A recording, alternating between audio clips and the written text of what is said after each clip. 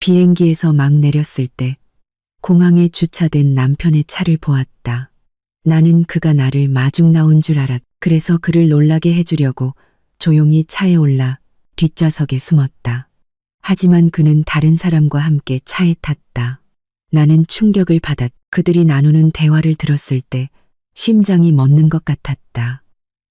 그들은 계획을 짜고 있었다. 이야기를 시작하기 전에 이 이야기를 듣고 계신 분들은 어느 지역에서 오셨는지 댓글로 남겨주세요. 좋아요와 구독을 잊지 마시고 이 채널이 더욱 성장하여 더 흥미로운 이야기를 전해드릴 수 있도록 응원해주세요. 인천국제공항 제2터미널의 세라믹 바닥 위로 기내용 캐리어 바퀴가 조용히 굴러가는 소리가 들렸다. 박민지는 길게 숨을 들이마셨다. 커피, 냉방, 그리고 수천 개의 여행 이야기가 뒤섞인 공항 특유의 향기가 폐를 가득 채우게 했다. 꼬박 일주일 동안 그녀는 도시를 떠나 있었다. 부산에서의 마라톤 회의, 고객 프레젠테이션, 공장 방문은 그녀의 에너지를 완전히 소진시켰다. 그녀는 비행의 편안함을 위해 일부러 입었던 편안한 후드티를 살짝 정리하며 등과 목으로 퍼져나가는 통증을 느꼈다. 지금 이 순간 그녀가 원하는 것은 집, 따뜻한 물로 하는 샤워, 그리고 물론 남편 강지훈이었다. 살짝 마른 입술에 옅은 미소가 떠올랐다. 지훈은 그녀를 마중 나오기로 약속했다. 이륙 전에 그녀가 보낸 마지막 메시지는 여보, 오는 길 조심해요. 빨리 보고 싶어요. 였다. 지훈은 하트 이모티콘과 함께 주차장에서 기다리겠다는 약속으로 답장했다. 민지는 작은 트롤리를 밀며 픽업 구역으로 발걸음을 재촉했다. 밖은 서울의 하늘이 이미 어두워지기 시작하며 주황색에서 짙은 보라색으로 변해가고 있었다. 가로등이 켜지기 시작하며 여행을 떠날 때마다 그리워하던 풍경을 만들어냈다. 역시나 자동 유리문 너머로 그녀의 눈은 곧바로 그들의 검은색 메탈릭 SUV를 발견했다. 차는 도착 로비에서 멀지 않은 곳에 깔끔하게 주차되어 있었다. 그녀의 마음이 금세 따뜻해졌다. 지훈은 약속을 지켰다. 민지는 활짝 웃었다. 피로의 절반이 날아가는 것 같았다. 그녀는 트롤리를 밀며 인도를 건넜다. 하지만 가까이 다가갔을 때 차 안에 지훈이 보이지 않았다. 운전석은 비어 있었다. 아마 화장실에 갔거나 음료수를 사러 갔을 것이다. 민지는 차 옆에서 잠시 멈췄다. 주위를 둘러보았다. 픽업 구역은 꽤 붐볐지만 지훈은 보이지 않았다. 갑자기 장난스러운 생각이 머리를 스쳤다. 지훈에게 깜짝 선물을 해주면 어떨까? 그녀는 뒷좌석 문손잡이를 당겨보았다. 잠겨있지 않았. 지훈은 잠시 자리를 비울 때 차를 잠그는 것을 잊어버리는 부주의한 습관이 있었다. 민지의 미소는 더욱 넓어졌다. 완벽한 기회였다. 그녀는 소리가 나지 않도록 최대한 조심스럽게 문을 열었다. 재빠른 동작으로 기내용 캐리어를 차 바닥에 넣고 곧바로 안으로 숨어들었다. 그들의 차는 3열 좌석을 갖춘 꽤 큰 차였다. 이것은 작년에 산 가족용 차로 지훈의 꿈이었다. 민지는 재빨리 가장 뒷좌석인 3열로 올라갔다. 그곳은 조금 좁고 먼지가 쌓여 있어 거의 사용하지 않는 것이 분명했다. 그녀는 2열과 3열 좌석 사이에 틈에 몸을 웅크리고 쭈그려 앉았다. 자세는 불편했지만 그녀는 작은 웃음을 참았다. 나중에 갑자기 뒤에서 나타나면 지훈이 얼마나 놀랄지 상상했다. 민지는 1분, 2분을 기다렸다. 지난주에 그녀가 뿌렸던 익숙한 차량용 방향제 냄새가 좌석에 남은 지훈 특유의 남성적인 향과 섞여 희미하게 풍겼다. 그녀의 심장이 조금 빠르게 뛰었. 두려움 때문이 아니라 기대감 때문이었다. 멀리서 비행기 엔진 소리가 들렸고 터미널 안에서 희미하게 울려 퍼지는 안내 방송을 들을 수 있었다. 3분 후 그녀는 익숙한 자동차 키의 딸깍 소리를 들었. 운전석 문이 열렸다. 민지는 숨을 참았다.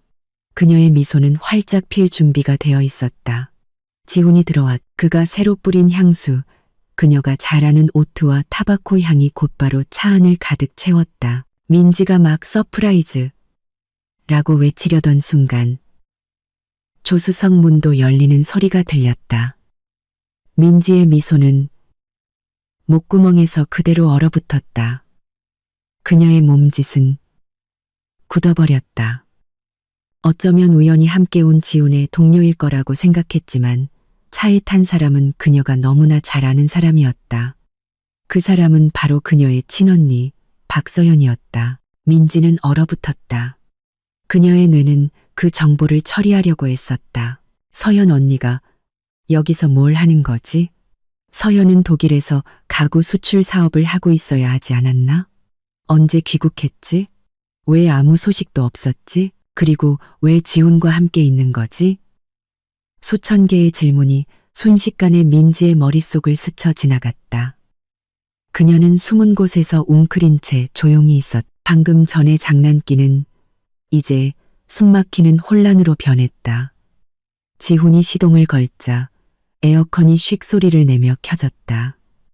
차는 주차 구역을 천천히 빠져나가기 시작했다. 민지가 의심하지 않을 거라고 확신해. 벌써 일주일이나 지났어. 서연의 차가운 목소리가 침묵을 깼다. 그것은 그녀의 언니 목소리였지만 너무나 낯설게 들렸다. 철저히 계산된 목소리였다. 민지의 심장이 멎는 것 같았다. 지훈이 나지막이 웃었다. 평소 민지의 마음을 따뜻하게 해주던 그 웃음소리가 이제는 등 뒤를 찌르는 비수처럼 들렸다. 걱정 마, 언니. 걘 너무 멍청해. 지훈이 말했다. 민지의 혈관 속 피가 얼어붙는 것 같았다. 멍청하다고. 지훈이 그녀를 멍청하다고 생각하다니. 걘 자기 일에 너무 바쁘고 나를 너무 믿어. 지훈이 말을 이었다. 그의 목소리는 여유로웠 마치 날씨 얘기를 하는 것 같았다. 아버지가 이 집이랑 약간의 저축만 남겨주신 줄 알 거야. 우리가 가지고 있는 진짜 유언장에 대해서는 전혀 모르지. 진짜 유언장, 아버지. 그들이 무슨 말을 하는 거지? 민지는 가슴이 아플 정도로 숨을 참았다. 서연이 코웃음을 쳤다. 좋아, 내 평생의 노력이 내 부주의 때문에 물거품이 되는 건 원치 않아. 모레, 기억해. 모레가 마감일이야. 변호사는 이미 처리해뒀어. 아버지가 돌아가신 지 정확히 6개월째 되는 날, 그 금고에 있는 모든 자산을 인출하는 거야. 전부 다, 물론이지. 지훈이 대답했다. 전부 인출하고 나면 걔를 처리할 수 있어. 민지의 몸이 심하게 떨렸다. 처리한다고. 그녀를 처리한다고. 민지의 남편. 세상에서 가장 사랑했던 사람과 그녀의 친언니. 자신의 피부치가 단순한 불륜보다 훨씬 더 끔찍한 일을 계획하고 있었다. 그들은 아버지의 유산을 가로채기 위해 공모하고 있었다. 민지 자신도 존재를 몰랐던 유산을. 그리고 그들은 그녀를 제거할 계획이었다. 민지는 터져 나오려는 비명을 막기 위해 두 손으로 입을 막았다. 사멸의 공기가 희박해지는 것 같았다. 숨을 쉴 수가 없었다.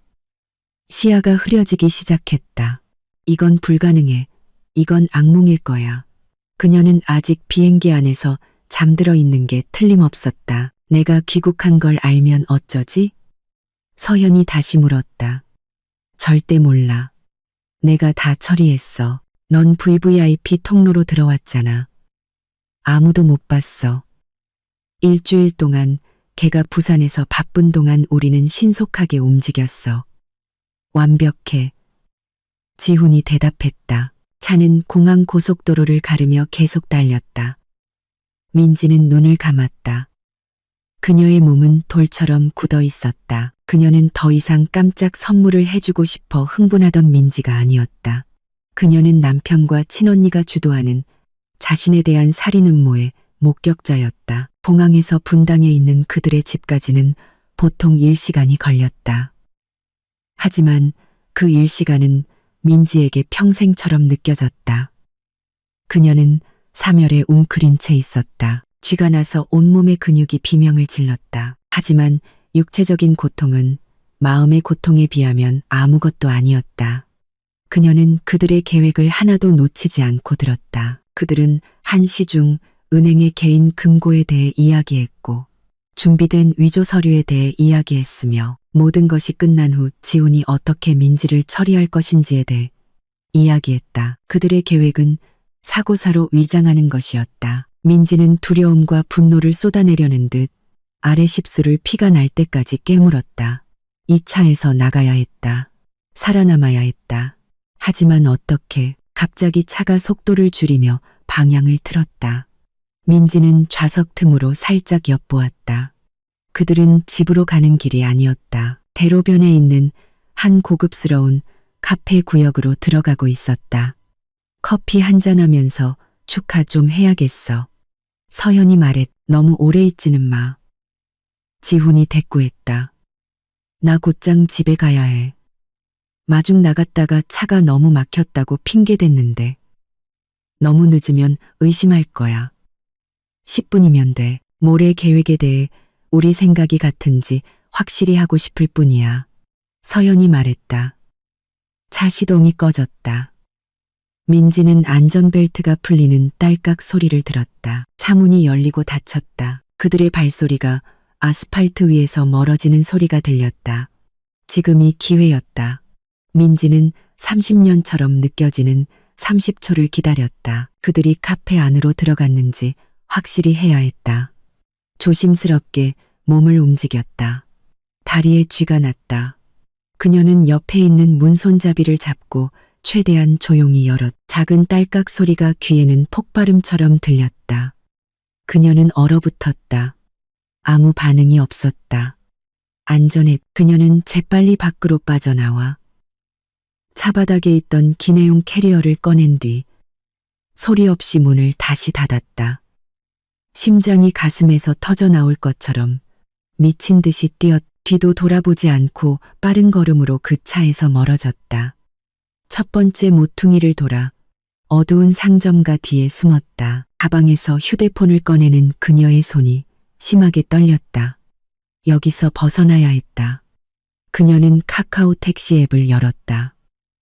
위치가 잡혔다. 그녀는 자신의 집 주소로 택시를 불렀다. 지훈보다 먼저 집에 도착해야 했다. 연기를 시작해야 했다. 도망칠 수는 없었다. 만약 도망치면 그들은 그녀가 모든 것을 들었다는 것을 알게 될 것이고 오늘 밤 당장 그녀를 쫓을 것이다. 안 돼. 그 뱀 소굴로 돌아가야 했다. 아무것도 모르는 척 연기해야 했다. 5분 후 그녀가 부른 택시가 도착했다. 기사님이 트렁크에 캐리어를 싣는 것을 도와주었다. 이제 막 귀가하시는군요. 기사님이 친절하게 물었다. 민지는 그저 고개를 끄덕였다. 목소리가 나오지 않았다. 가는 내내 민지는 멍하니 창밖을 바라보았다. 반짝이는 도시의 불빛이 그녀를 비웃는 것 같았다. 남편 지훈. 3년 전에 결혼한 남자. 항상 다정했고 항상 그녀의 경력을 지지해주던 남자. 오늘 아침 사랑해라는 메시지를 보냈던 남자. 그 모든 것이 가짜였고 거짓이었다. 그리고 서현, 그녀의 언니. 민지는 서현과 결코 가깝지 않았다. 그녀의 언니는 항상 야심차고 차갑고 물질적이었다. 특히 어머니가 돌아가신 후에는 더욱 그랬다. 하지만 민지는 서현이 이렇게까지 사악할 줄은 상상도 못했다. 마침내 눈물이 흘러내려 그녀의 후드티를 적셨다. 하지만 이건 슬픔의 눈물이 아니었다. 이건 분노의 눈물이었다. 아버지, 그들은 아버지의 선함을 이용했다. 민지는 마음속으로 맹세했다. 그들이 이기게 두지 않을 것이다. 자신의 권리를 되찾을 것이다. 이 배신에 대한 대가를 치르게 할 것이다. 택시가 집 앞에 도착했다. 대문은 아직 닫혀 있었다. 지훈은 아직 돌아오지 않았다. 잘 됐다. 민지는 기사님에게 돈을 지불했다. 감사하다고 말할 때 목소리가 갈라졌다. 그녀는 대문을 열고 캐리어를 끌고 들어가 집 문을 열었다. 집은 차갑고 텅 비어 있었다. 거실에 걸려있는 그들의 결혼사진, 하얀 웨딩드레스를 입고 행복하게 웃으며 지훈에게 꼭 안겨있는 민지의 모습이 그녀의 뺨을 세게 때리는 것 같았다. 그녀는 곧장 욕실로 향했다. 몸을 씻어야 했다. 얼굴에서 두려움의 흔적을 지워야 했다. 따뜻한 물로 샤워하며 식은땀과 눈물을 씻어냈다. 몸에 달라붙은 공포를 씻어내려는 듯 세게 몸을 문질렀다. 샤워를 마친 후 편안한 실내복을 입고 향수를 살짝 뿌렸다. 평범해 보여야 했. 출장에서 막 돌아와 피곤한 아내처럼 보여야 했다. 그녀는 부엌으로 내려가 따뜻한 차를 만들어 식탁에 앉았다. 기다렸다. 밤굿이 대문이 열리는 소리가 들렸다. 뒤이어 지훈의 차가 차고로 들어오는 소리가 들렸다. 심장이 다시 뛰기 시작했지만 이번에는 강철 같은 결의로 가득 차 있었다. 게임은 시작되었. 현관문이 열렸다. 자기, 벌써 왔어? 지훈의 목소리는 당황한 기색이 역력했다. 민지는 부엌에서 걸어 나왔다. 네, 여보, 나 부엌에 있어요. 지훈이 약간 숨을 헐떡이며 나타났다. 그의 얼굴에는 꾸며낸 놀라움이 가득했. 자기, 세상에, 정말 미안해. 아까 고속도로에서 차가 엄청 막혔어. 그러다 갑자기 고객일까지 생겨서 막 당신 데리러 가려던 참이었는데 벌써. 민지는 미소를 지었다. 그녀가 지을 수 있는 가장 진심 어린 미소를. 괜찮아요, 여보. 당신 바쁜 거 알아요. 기다리다 지쳐서 그냥 택시 불렀어요. 지훈이 다가와 그녀를 꼭 껴안았. 미안해, 자기야. 정말 미안해. 민지는 그 포옹에 응했다. 1시간 전에 자신을 제거할 계획을 세웠던 남자의 포옹을 느끼자 몸이 뻣뻣하게 굳었다. 그의 셔츠에서는 커피 향과 희미하게 서연의 향수라고 알고 있는 여성 향수 냄새가 났다. 정말 보고 싶었어. 지훈이 그녀의 귓가에 속삭였다. 민지는 메스꺼움을 참았다. 그녀는 천천히 포옹에서 벗어났다. 지훈의 눈을 바라보며 그 안에서 거짓을 찾았고 그것을 발견했다. 나도 보고 싶었어요, 여보. 민지가 부드럽게 말했다. 그리고 그녀는 미끼를 던졌. 아, 맞다. 아까 공항에서 서연 언니를 본 것 같았어요. 정말 닮았더라고요. 언니 귀국했어요? 민지는 똑똑히 보았. 지훈의 눈에 스쳐 지나간 순수한 당혹감을. 그의 동공이 커졌다. 하지만 지훈은 뛰어난 배우였다. 그는 약간 긴장된 소리가 났지만 이내 작게 웃었다. 서연 언니. 자기가 잘못 봤을 거야, 자기야. 언니는 독일에 있잖아. 피곤해서 사람을 잘못 봤나 보네. 지훈이 민지의 뺨을 쓰다듬었다. 민지는 미소 지었다. 그런가 봐요. 네, 아마 정말 피곤했나 봐요. 저 먼저 방에 올라가서 쉴게요. 그래, 쉬어. 내가 따뜻한 차 만들어줄게. 지훈이 제안했다. 아까 만들었어요. 민지가 계단으로 향하며 대답했다. 등 뒤에서 그녀는 여전히 자신을 지켜보는 지훈의 시선을 느낄 수 있었다. 방금 던진 미끼가 단순한 우연이었는지 아니면 의심의 시작이었는지 확인하려는 시선이었다. 민지는 계속 걸었다. 이제 그녀는 알았다. 지훈은 거짓말을 하고 있었다. 서연은 여기 있고 그들은 그녀를 멍청하다고 생각했다. 침실 안에서 민지는 문을 잠갔다. 문에 기댔다. 숨이 가빠왔다. 1막은 끝났다. 이제 진짜 유언장이 무엇인지, 그 금고가 어디에 있는지, 그리고 모레가 오기 전에 그들을 막을 방법을 찾아야 했다. 민지는 지훈에게 등을 돌리고 침대에 누웠다. 남편의 규칙적이고 깊은 숨소리가 들렸다. 그 남자는 이미 깊은 잠에 빠져 있었다. 아마 하루 종일 열심히 일하고 서연과 함께 사악한 계획을 축하하느라 피곤했을 것이다. 반면에 민지는 완전히 깨어 있었다. 그녀의 눈은 침실의 어둠 속에서 크게 뜨여 있었다. 매 순간이 피부를 찌르는 바늘처럼 느껴졌다. 기다려야 했다. 지훈이 완전히 깊은 잠에 빠졌는지 확인해야 했다. 그녀는 눈을 감고 숨을 고르며 자는 척했다. 약 30분 후 지훈이 잠결에 움직였. 그의 손이 민지의 허리를 감싸고 그녀의 몸을 더 가까이 끌어당겼다. 보고 싶었어. 지훈이 잠꼬대를 했다. 민지는 숨을 참았다.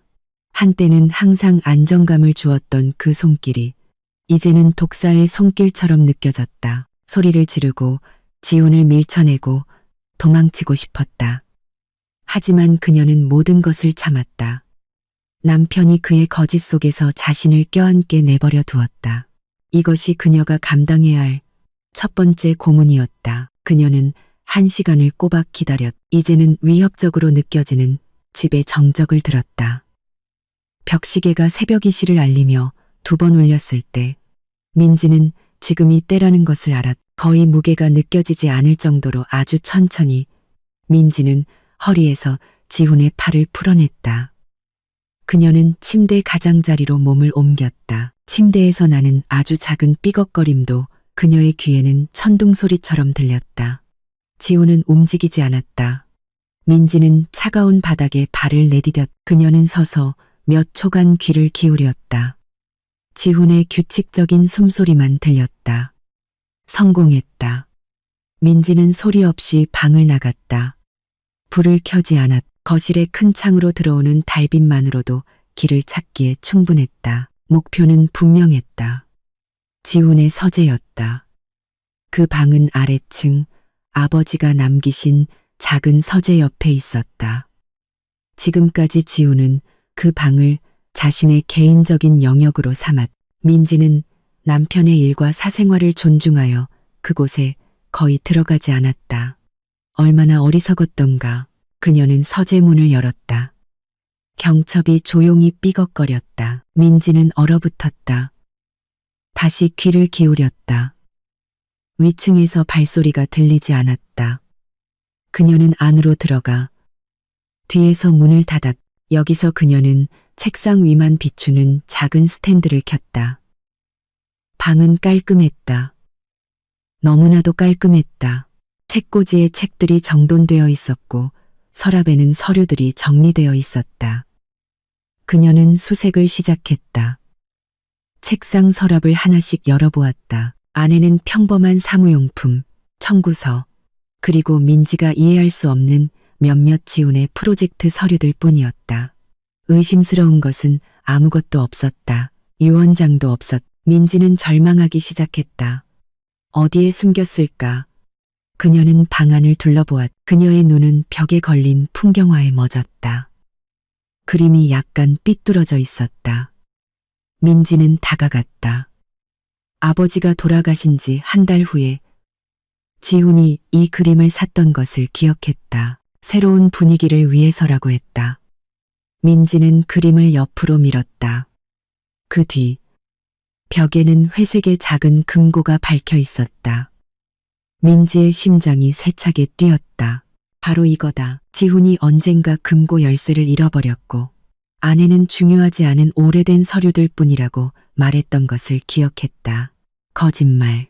금고는 디지털 코드를 사용했다. 민지는 숫자 패널을 응시했다. 코드. 지훈은 어떤 코드를 사용했을까? 그 남자는 그녀를 멍청하다고 생각했다. 그는 분명 추측하기 쉬운 것. 감상적이지만 가짜인 무언가를 사용했을 것이다. 민지는 그들의 결혼기념일을 시도했다. 실패. 빨간불이 깜빡였다. 그녀는 자신의 생일을 시도했다. 실패. 지훈의 생일. 실패. 민지는 골똘히 생각했다. 지훈에게 중요한 것은 무엇일까? 아니면 그들. 서연에게 중요한 것은 무엇일까? 갑자기 차가운 생각이 스쳤다. 서연의 생일. 민지는 정확히 기억나지 않았지만 월은 어렴풋이 알고 있었다. 그녀는 기억을 더듬었다. 10월 16일. 그녀는 숫자 1610을 눌렀다. 딸깍. 잠금 장치가 열리는 조용한 소리가 났다. 금고가 열렸다. 민지의 숨이 멎었다. 그녀의 마음은 산산조각이 났다. 남편의 금고 비밀번호가 언니의 생일이라니. 그들의 관계가 그 정도였을까? 그녀는 그 생각을 떨쳐냈다. 집중해야 했다. 그녀는 금고문을 당겼다. 안은 비어 있었다. 정말로 텅 비어 있었다. 돈다발도, 서류도, 유언장도 없었다. 바닥에는 얇은 먼지뿐이었다. 민지는 바닥에 주저앉았다. 다리에 힘이 풀렸다. 그럼 이건 함정이었을까? 아니면 이미 옮겼을까? 모든 노력이 헛수고였, 실패했다. 모레. 시간이 얼마 남지 않았다. 좌절의 눈물이 눈가에 고이기 시작했다. 그녀는 어두운 금고 안을 더듬었다. 무언가 남겨진 것이 있기를 바라며. 그리고 그녀의 손가락에 무언가 닿았다. 작고 얇게 접힌 종이 조각의 안쪽. 경첩 틈에 끼어 있었다. 아마 떨어져서 잊힌 것 같았다. 민지는 그것을 꺼내 스탠드 불빛 아래로 가져갔. 그것은 유언장이 아니었다. 영수증이었다. 도심에 있는 최고급 개인 금고 서비스인 더 센트럴 프라이빗 볼트의 영수증이었다. 영수증은 개인 금고 대여에 대한 것이었다. 임차인 이름 박서연. 대여 날짜 4월 10일. 아버지가 돌아가신 지 3일 후. 민지는 즉시 이해했다. 바로 이거였다. 이것이 그들이 차 안에서 말하던 금고였다. 이 집에 있는 작은 금고가 아니었다. 진짜 유언장과 그들이 노리는 모든 자산은 분명 그곳에 있을 것이다. 그리고 그들은 그것을 인출할 계획이었다. 모레. 포프로 그들은 그것을 인출할 계획이었다. 그들은 그 금고를 비울 것이다. 민지는 재빨리 종이를 다시 접었다. 가져가면 안 됐다. 원래 있던 곳에 다시 놓아야 했다. 그들의 계획이 안전하다고 믿게 만들어야 했다.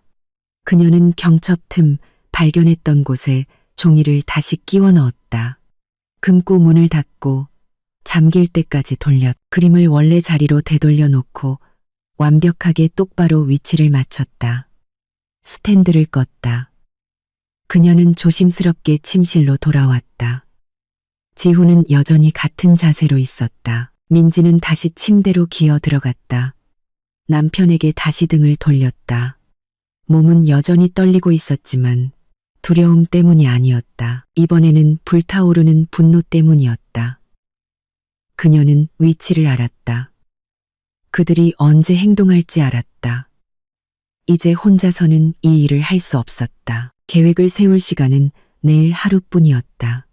도움이 필요했다. 아버지가 신뢰했던 사람이 김 변호사님이 필요했다. 아침은 너무 빨리 왔다. 민지는 밤새 거의 잠을 자지 못했다. 새벽 5시에 이미 일어나 있었다. 복잡한 생각으로 가득 찬 채 새벽 기도를 드렸다. 오늘 하루는 평범하게 행동해야 했다. 피곤하지만 집에 돌아와 행복한 아내의 역할을 해야 했다. 지훈이 일어났을 때 민지는 이미 부엌에서 아침을 만들고 있었다. 김치찌개와 커피 냄새가 공기를 가득 채웠다. 좋은 아침, 자기. 지훈이 인사했다. 그가 뒤에서 민지를 껴안고 관자놀이에 입을 맞췄다. 우리 아내 정말 부지런하네. 쉬어야 할 텐데.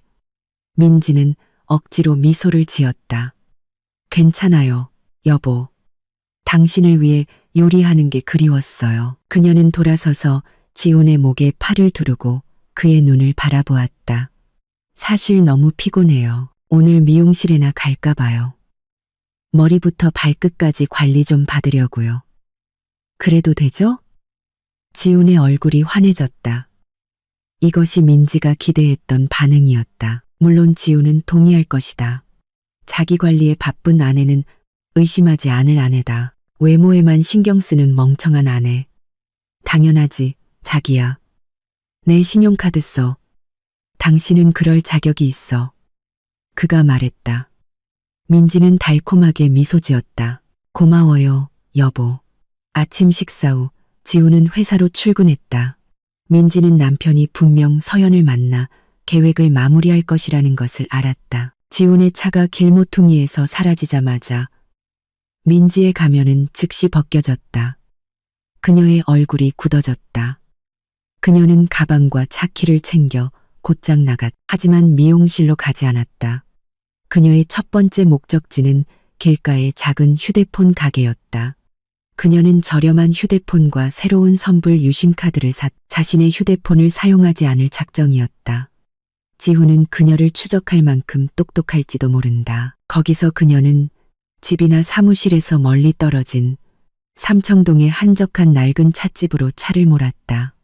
그녀는 따뜻한 보리차 한 잔을 주문하고 가장 구석진 자리에 앉았다. 외우고 있던 번호를 누를 때 그녀의 손이 약간 떨렸다. 그 번호는 아버지의 신뢰를 받던 변호사, 김 변호사님의 번호였다. 김 변호사님은 가족과도 같았던 친절한 노인이었다. 그는 아버지가 돌아가신 지 한 달 만에 갑자기 은퇴하고 지방으로 이사했다. 민지는 그때 그가 정말로 휴식을 원한다고 생각했다. 이제 그녀는 그가 서연과 지훈에 의해 강제로 은퇴당했음이 틀림없다는 것을 알았다. 전화벨이 3번 울리고 한 노인의 쉰 목소리가 들렸다. 여보세요. 김 변호사님. 민지의 목소리가 떨렸다. 상대편에서 잠시 침묵이 흘렀다. 네, 누구시죠? 민지 양인가? 네, 변호사님. 저예요. 민지. 어떻게 지내세요? 민지 양. 잘 지내고 말고 웬일인가? 이 늙은이에게 다 전화를 하고 자네가 이 늙은이를 잊은 줄 알았는데. 김 변호사님의 목소리는 슬프고 약간 의심스러웠. 지훈과 서연이 김 변호사님 앞에서 그녀를 헐뜯었음이 틀림없었다. 절대 변호사님을 잊은 적 없어요. 오히려 도움이 필요해서 전화드렸어요. 아주 긴급해요. 아버지에 관한 일이에요. 아버지의 유언장에 관한 일이요. 민지는 단도직입적으로 말했다. 깊은 한숨 소리가 들렸다. 이런 일이 일어날 줄 알았네. 그들이 자네에게 무슨 짓을 했나? 민지의 마음이 놓였다. 김 변호사님은 알고 있었다. 그는 그녀의 편이었다. 알고 계셨어요? 서연 언니와 지훈 씨에 대해서요. 어디까지인지는 몰랐네. 하지만 자네 언니, 서연, 그 애는 탐욕스럽고 자네 남편, 지훈. 미안하네만 그는 약한 사람이야. 김 변호사님이 말했다. 민지는 쉼없이 숨김없이 모든 것을 이야기했다. 공항차 안에서의 일, 그들의 대화, 진짜 유언장, 모레의 계획, 비어있던 집안의 금고, 그리고 서연 이름으로 된 개인 금고 영수증에 대해 이야기했다. 김 변호사님은 끈기 있게 들었다. 민지가 이야기를 마쳤을 때 침묵이 흘렀다. 변호사님, 아직 거기 계세요? 맙소사, 민지 양. 김 변호사님의 목소리는 분노와 연민이 뒤섞여 떨렸다. 그들은 내가 상상했던 것보다 더 사악하군. 유산을 훔치고 자네를 제거하려 하다니. 이건 너무 지나쳤어. 그럼 정말 진짜 유언장이 있는 건가요? 변호사님? 민지가 물었다. 그렇다네. 김 변호사님이 확인했다. 자네 아버지는 매우 현명한 분이셨어. 이 모든 것을 내다보셨지. 서연의 본성을 알고 계셨고 지훈에 대해서도 의심하고 계셨어. 그래서 자네 아버지는 유언장을 2개 만드셨다네. 민지는 숨을 참았다. 아버지가 돌아가신 후 낭독된 자네와 서연에게 공평하게 유산을 나누는 유언장은 2번째 유언장이야. 그 유언장은 서연을 진정시키기 위해 아버지가 만드신 걸세. 아버지는 서연이 자신의 몫에 만족하길 바라셨지. 그럼 진짜 유언장은요? 진짜 유언장, 즉 첫 번째 유언장은 내가 보관하고 있었네. 자네 아버지가 내 손에 직접 주셨지. 그 유언장에는 회사의 모든 핵심 자산, 모든 부동산, 그리고 아버지의 모든 주요 투자가 자네, 민지에게 상속된다고 명시되어 있어. 서연은 이미 정해진 액수의 현금만 받게 되어 있지. 그 금액도 크지만 회사 자산에 비하면 아무것도 아니야. 왜요? 왜 그 진짜 유언장은 낭독되지 않았나요? 한 가지 조건이 있었기 때문일세. 김 변호사님의 목소리가 심각해졌다. 아주 중요한 조건 하나. 진짜 유언장은 아버지가 돌아가신 지 정확히 6개월째 되는 날에 낭독되어야만 완전한 법적 효력을 가지며 아버지가 지정한 합법적인 유언 집행인인 나와 함께 개봉되어야만 했네. 민지는 재빨리 계산했다. 6개월이요, 변호사님. 모레가 바로 6개월째 되는 날이에요. 알고 있네. 김 변호사님이 말했다.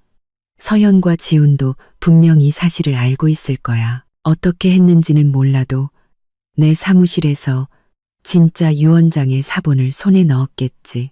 그래서 나를 강제로 은퇴시킨 걸세. 그들은 사본은 훔쳤지만 원본은 훔칠 수 없었어. 내가 아주 안전한 곳에 보관하고 있었으니까. 그러니까 그 은행 금고에 있는 건 분명 진짜 유언장의 사본일 거예요. 그리고 더 중요한 것은 아버지 자산의 원본 서류들, 토지 등기부 등본, 회사 주식 증서 같은 것들이겠죠. 그들은 진짜 유언장이 합법적으로 낭독되기 전에 위조 서류를 사용해서 모든 것을 자기들 이름으로 이전할 계획인 거예요. 민지는 눈을 감았다. 모든 것이 연결되었다. 그들은 시간과 싸우고 있었다. 변호사님, 시간이 없어요. 민지가 단호하게 말했. 모레 그들이 금고를 비울 거예요. 막아야 해요. 하지만 어떻게, 민지 양?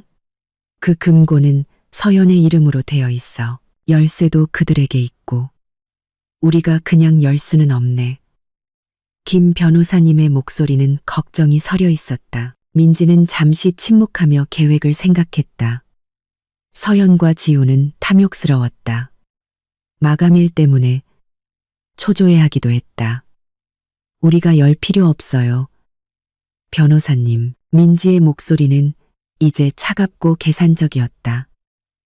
우리가 그들을 오게 만들 거예요. 그들의 탐욕을 미끼로 삼아 덫을 놓는 거죠. 오늘 서울로 돌아오실 수 있으세요? 잠시 침묵이 흘렀다. 자네 아버지를 위해서 그리고 자네를 위해서라면 첫 기차를 타겠네. 좋아요. 계획이 있어요. 변호사님. 내일을 위한 계획이요. 그날 오후 김 변호사님은 서울역에 도착했다. 민지는 추적을 피하기 위해 근처 쇼핑몰에 차를 주차한 후 카카오 택시를 이용해 그를 마중 나갔다. 노신사는 아버지의 장례식에서 마지막으로 보았을 때보다 훨씬 더 피곤하고 머리가 희끗해져 있었다. 그의 눈에는 깊은 슬픔이 서려 있었다. 김 변호사님은 민지를 보자마자 잃어버린 딸을 껴안는 아버지처럼 그녀를 꼭 껴안았다. 괜찮은가, 민지 양. 다치지는 않았고. 그가 물었. 목소리가 떨렸다. 민지는 고개를 저었다. 괜찮아요. 변호사님. 하지만 시간이 많지 않아요. 그들은 김 변호사님이 머물 안전한 작은 호텔로 갔다. 소박한 호텔방 안에서 김 변호사님은 가방을 열고 두꺼운 가죽 서류 봉투를 꺼냈다. 벨벳 천에 쌓인 봉인된 문서가 들어있었다. 이게 김 변호사님이 말했다. 자네 아버지의 진짜 유언장일세. 내 목숨을 걸고 지켰지. 민지는 그 봉인을 바라보았다. 이 문서가 모든 배신의 중심에 있었다. 그들의 계획은 모레예요. 변호사님, 민지가 말했다. 그녀의 목소리는 확고했다. 그날 더 센트럴 프라이빗 볼트의 금고를 비울 계획이에요. 제가 아무것도 모른다고 생각하겠죠. 하지만 우리는 모레까지 기다릴 수 없어요. 내일 움직이게 만들어야 해요. 김 변호사님이 고개를 끄덕였다. 알겠네. 서두르게 만들어야지. 그들이 당황하면 실수를 할 걸세. 그게 제 계획이에요. 변호사님. 민지가 말했다. 제가 그들을 당황하게 만들 이유를 줄 거예요. 민지는 자신의 아이디어를 설명했다. 그녀는 아버지가 남긴 편지를 발견한 척할 것이었다. 구체적으로 은행 이름을 언급하고 그것을 확인하라는 명령이 담긴 의심을 불러일으키는 편지를. 마감 시한을 앞두고 있는 서연과 지우는 민지가 혼자 그 은행에 가는 위험을 감수하지 않을 것이다. 그들은 당황해서 내일 민지와 동행하기로 결정할 것이다. 자산을 확보하고 동시에 그녀를 제거하려는 의도로. 이것은 그들의 계획을 모래에서 내일로 앞당기는 것이었다. 그건 위험해, 민지양. 김 변호사님이 걱정스럽게 말했다. 자네 스스로를 그들과 함께 방 안에 두는 걸세. 알아요. 민지가 대답했다. 그녀의 눈은 변호사를 똑바로 응시했다. 하지만 이게 유일한 방법이에요. 그들이 빠져나가게 둘 수 없어요. 변호사님은 밖에서 모든 것을 준비해 주세요. 내일 우리가 은행에 들어가는 즉시 준비가 되어 있어야 해요. 김 변호사님은 민지의 눈에 서린 결의를 보았다. 이것은 더 이상 그가 알던 순진한 민지가 아니었다. 그녀는 아버지의 딸, 전사였다. 알겠네. 김 변호사님이 말했다. 경찰에 있는 오랜 지인과 은행 지점장에게 연락하겠네. 우리가 덫을 준비할 테니 자네는 그들을 그곳으로 데려오는 데만 집중하게. 민지는 그날 밤 집으로 돌아왔다. 지우는 이미 그녀를 기다리고 있었고 민지가 미용실에서 늦게 돌아온 것에 대해 걱정하는 척했다. 민지는 완벽하게 연기해 관리를 받는 것이 얼마나 피곤했는지 불평한 다음 지훈 옆 소파에 앉았다. 지금이 바로 그때였다. 여보. 민지가 나지막이 불렀다. 네. 자기야. 아까 창고에 아직 남아있는 아버지 물건들을 정리하다가 이상한 걸 발견했어요. 그녀는 목소리를 머뭇거리듯 만들었다. 지훈은 즉시 긴장했다. 이상한 거? 뭐가 이상한데? 아버지의 오래된 일기장을 찾았는데 그 안에 작은 편지 한 통이 있었어요. 저를 위한 편지요. 그런데 편지가 이상해요. 민지가 말을 이었다. 무슨 편지? 지훈이 물었다. 그의 목소리는 약간 높아졌고 분명 당황했지만 궁금한 척했었다. 아버지께서 만약 자신에게 무슨 일이 생기면 강남에 있는 더 센트럴 프라이빗 볼트에 가보라고 하셨어요. 거기서 꼭 봐야 할 게 있다고 하셨어요. 아주 중요하다고. 아버지가 거기에 금고를 빌리셨대요. 이게 무슨 소린지 모르겠어요. 여보, 무슨 금고죠? 왜 아버지는 한 번도 말씀하지 않으셨을까요? 민지는 꾸며낸 순진한 눈으로 지훈을 바라보았다. 지훈의 얼굴이 시체처럼 창백해졌다. 그는 미소를 지으려 했었지만 나온 것은 뻣뻣한 미소뿐이었다.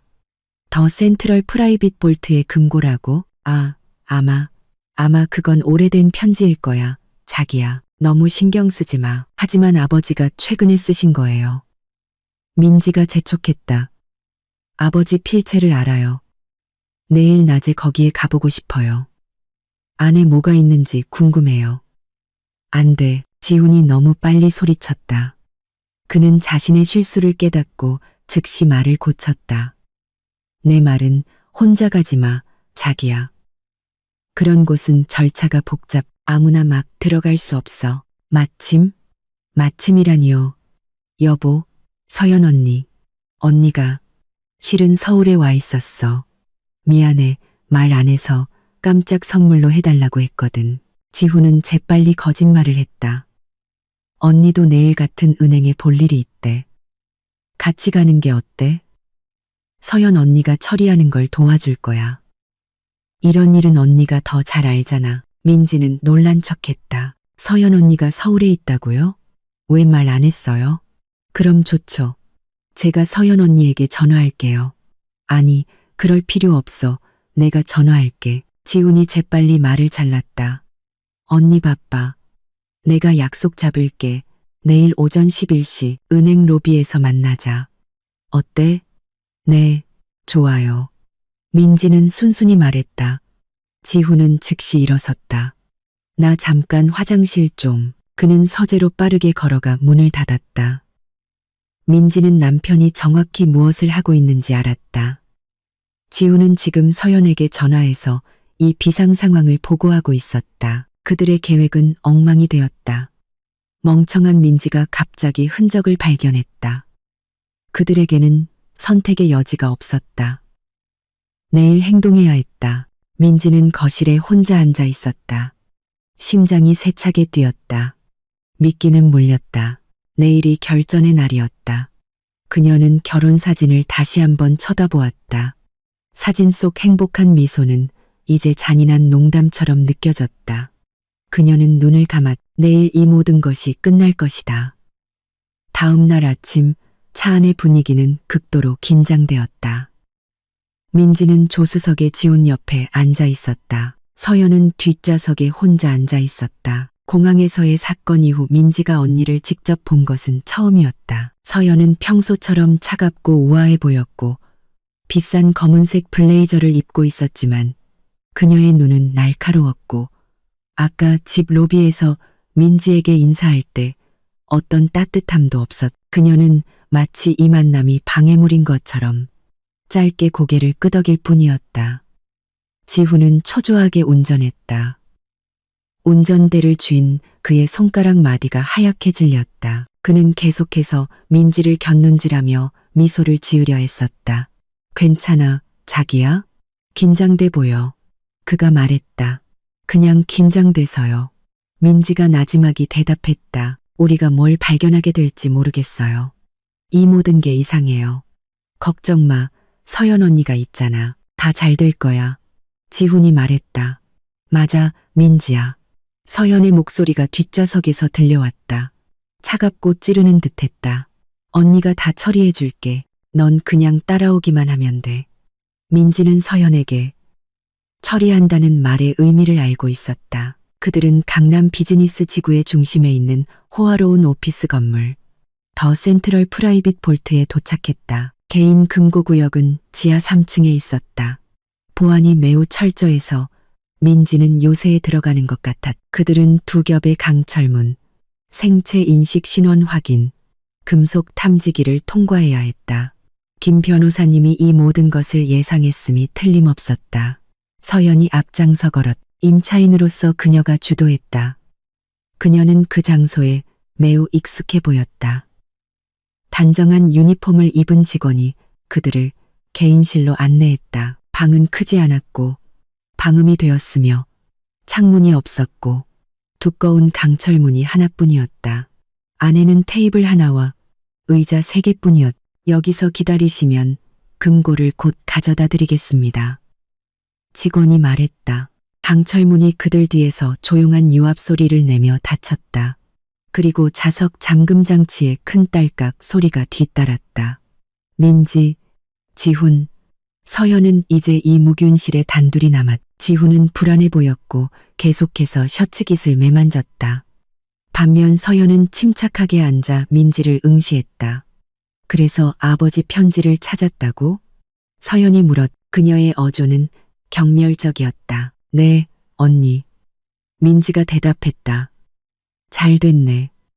적어도 내 호기심이 쓸모는 있었으니까. 모든 걸 앞당겼잖아. 서연이 말했다. 민지는 이해하지 못하는 척했다. 뭘 앞당겼다는 거예요? 언니? 서연이 대답하기도 전에 벽에 작은 패널이 열렸. 반대편의 직원이 커다란 금속 상자, 개인 예금함을 방 안으로 밀어 넣었다. 그리고 패널은 다시 닫혔다. 서연이 일어섰다. 그녀는 가방에서 열쇠 하나를 꺼냈다. 열쇠를 넣고 PIN 코드를 입력했다. 이중 딸깍 소리가 들렸다.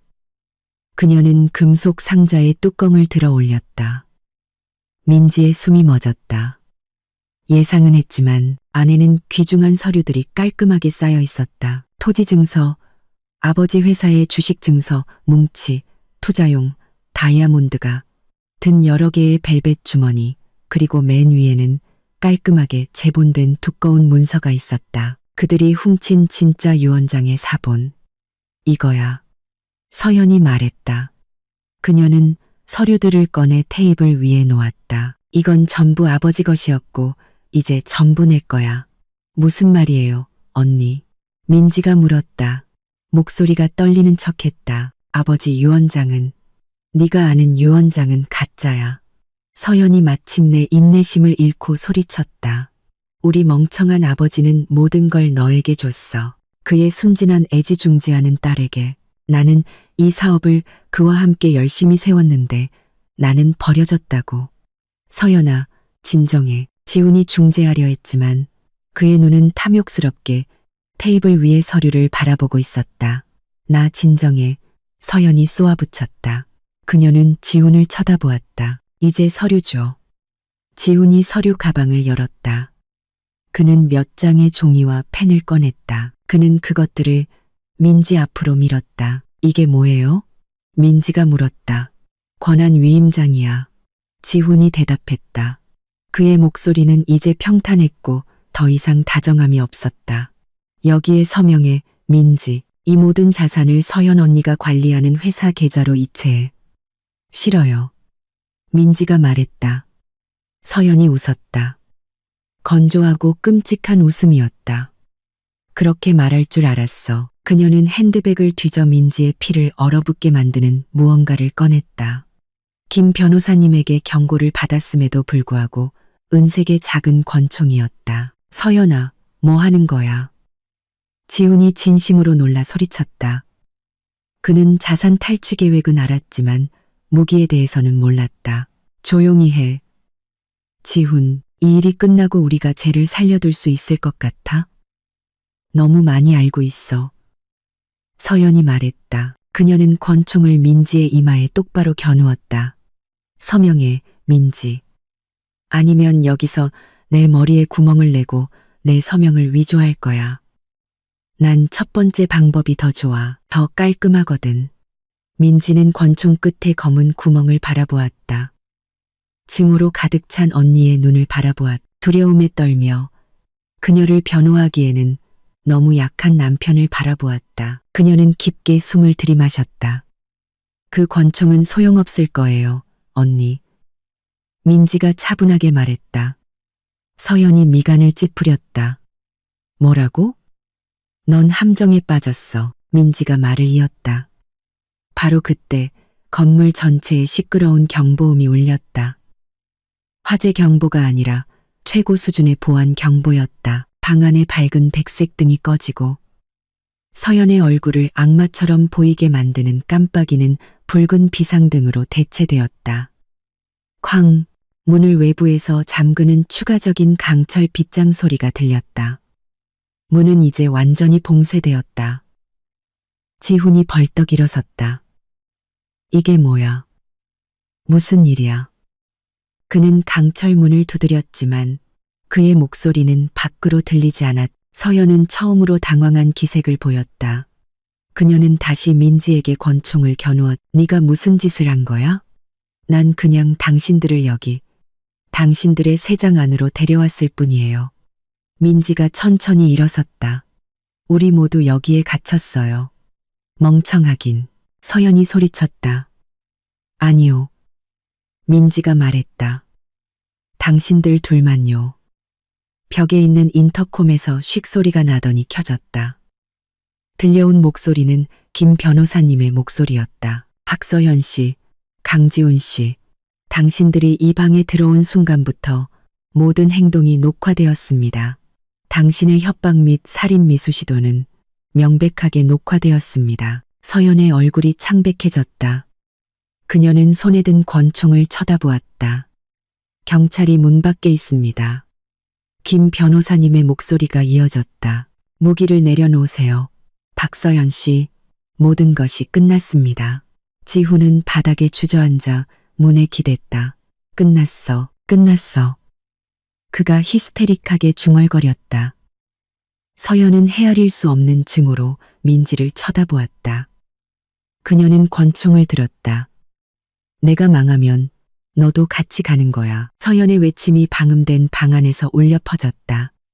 붉은 비상등이 끊임없이 깜빡이며 서연과 지훈의 얼굴을 무서운 빛깔로 물들였다. 밖에서는 김 변호사님의 목소리가 멈추고 기다림의 무거운 정적이 흘렀다.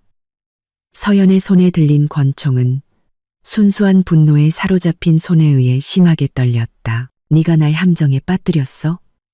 그녀가 소리쳤다. 지훈은 여전히 문 근처에 쓰러져 불분명하게 중얼거렸다. 우린 갇혔어. 경찰. 우린 잡혔어. 민지는 똑바로 섰다. 이상하게도 방금 전 그녀를 사로잡았던 두려움은 이제 사라졌다. 남은 것은 스며드는 차가움, 깊은 혐오감, 그리고 그녀가 가졌다고 생각지 못했던 힘이었다. 그녀는 언니의 눈을 바라보았다.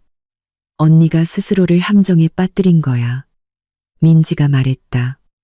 그녀는 테이블 위에 열려있는 금고 상자를 쳐다보았다. 아버지가 그렇게 어리석다고 생각했어. 아버지는 날 미워했어. 모든 걸 내게, 그의 금지옥엽에게 줬다고. 서연이 울부짖었다. 아니, 민지가 말했다. 그녀는 테이블을 향해 천천히 한 걸음 내디뎠다. 서연은 즉시 권총을 그녀의 가슴에 더 날카롭게 겨누었다. 멈춰, 움직이지 마. 민지는 멈췄다. 틀렸어. 아버지는 언니를 미워하지 않았어. 아버지는 언니를 보호하셨어. 그 말에 서연은 잠시 멈칫했다. 지훈조차 중얼거림을 멈췄다.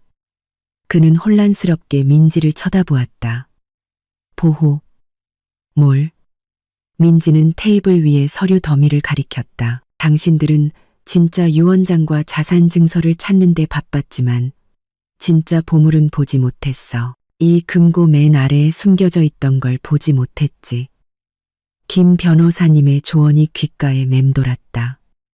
자네 아버지는 모든 것을 보관하셨네. 민지양, 처벌하기 위해서가 아니라 보증으로.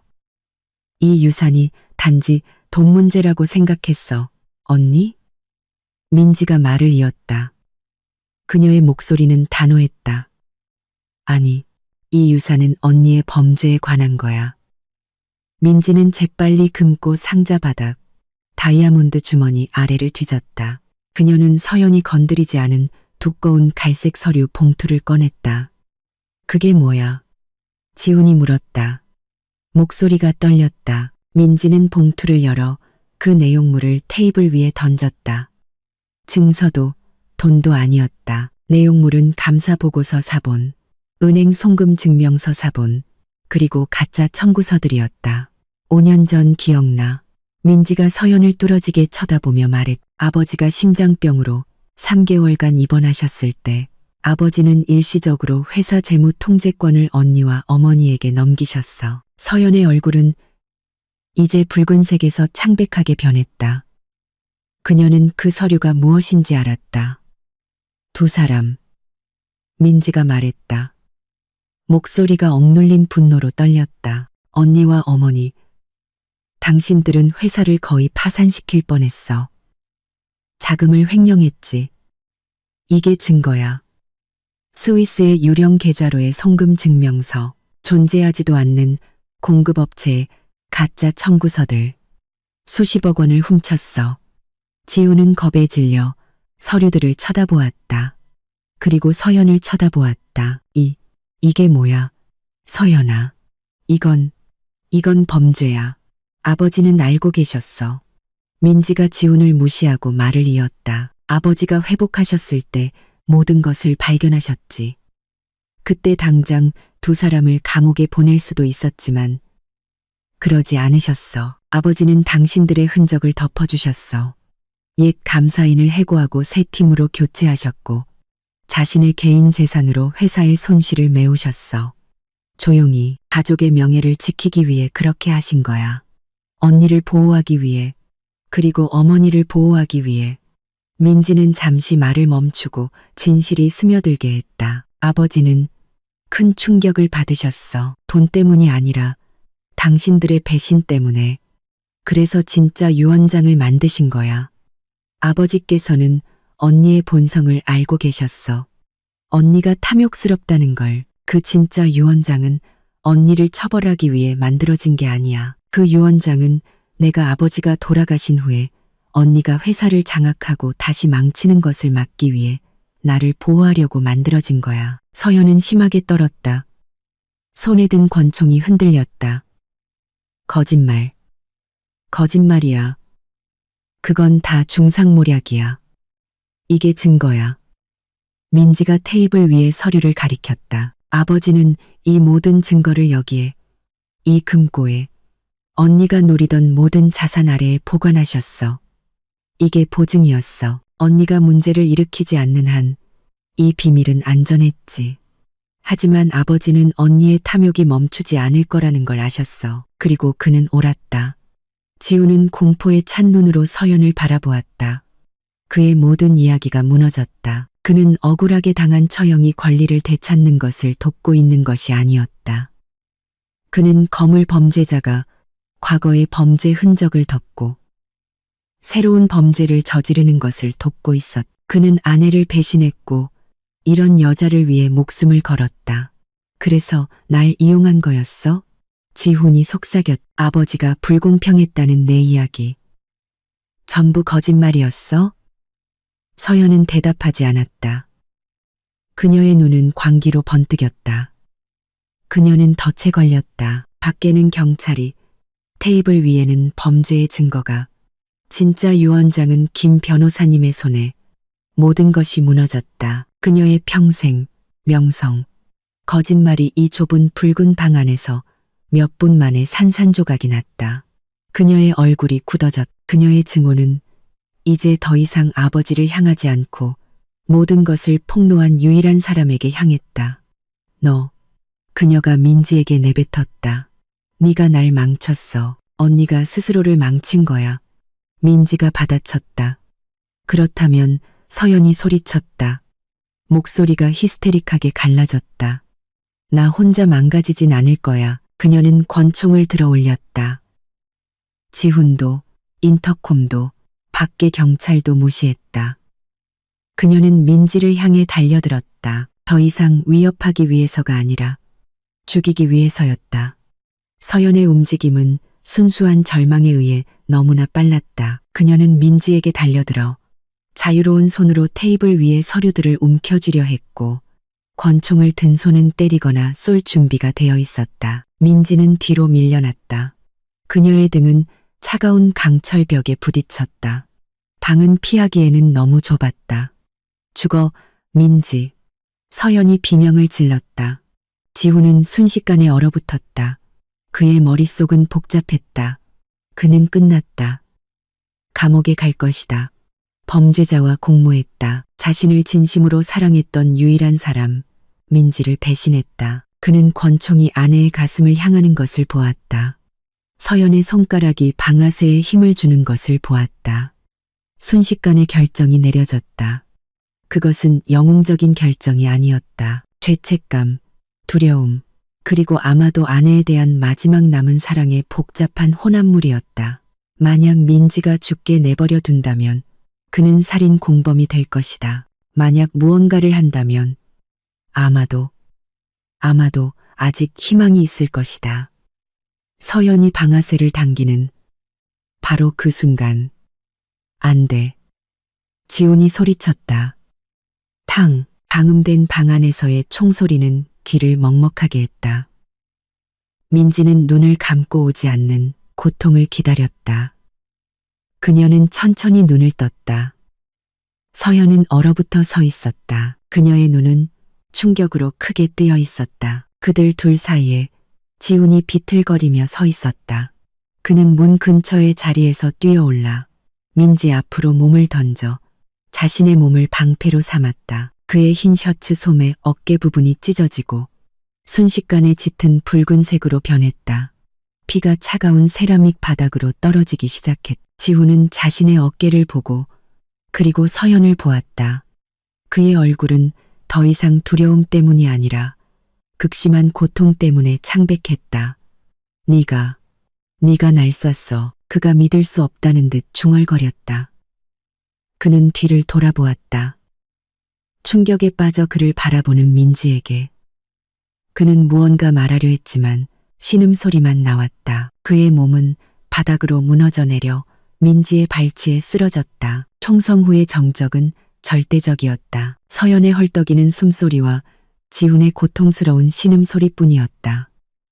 붉은 비상등은 여전히 깜빡이며 바닥에 퍼지기 시작한 피. 웅덩이에 반사되었다. 쾅, 총소리가 비상봉쇄 해제를 촉발했다. 무거운 강철문이 조용한 유압 소리를 내며 열리기 시작했다. 복도의 밝은 백색 빛이 방 안으로 쏟아져 들어와 그들의 눈을 멀게 했다. 가장 먼저 들어온 사람은 김 변호사님이었다. 그의 얼굴은 긴장되어 있었다. 바로 뒤에 방탄조끼를 입고 장전된 총을 든 2명의 제복 경찰관이 들이닥쳤다. 멈춰. 총 내려놔. 한 경찰관이 소리쳤다.